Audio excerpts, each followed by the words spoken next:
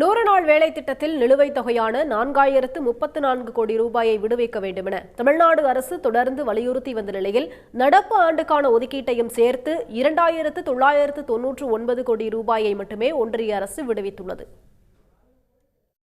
2024-25 ஆண்டில் மகாத்மா காந்தி தேசிய ஊரக வேலைவாய்ப்பு உறுதி திட்டத்தின் கீழ் தமிழ்நாட்டிற்கான நிதியை ஒன்றிய அரசு விடுவிக்காமல் இருந்து வந்தது.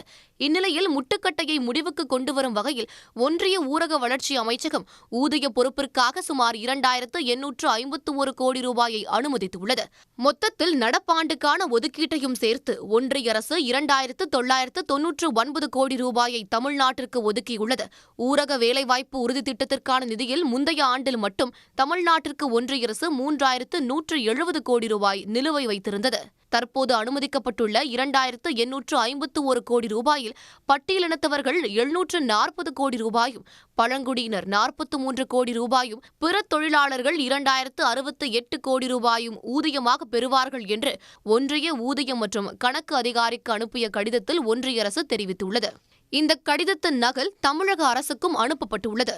100 நாள் வேலை திட்டத்தின் கீழ் தமிழ்நாடு அரசு இதுவரை 1111 கோடி ரூபாய் நிதியை மட்டுமே பெற்றிருக்கும் நிலையில் 2024-25 ஆண்டிற்கான மொத்த நிலுவைத் தொகை 1246 கோடி ரூபாயாக உள்ளது. மீதமுள்ள நிலுவைத் தொகையை ஒன்றிய அரசு விரைவில் வழங்கும் என்று தமிழ்நாடு அரசு நம்பிக்கை கொண்டுள்ளது. உடனுக்குடன் செய்திகளை தெரிந்து கொள்ள சன் நியூஸ் பெல் ஐகானை கிளிக் பண்ணுங்க.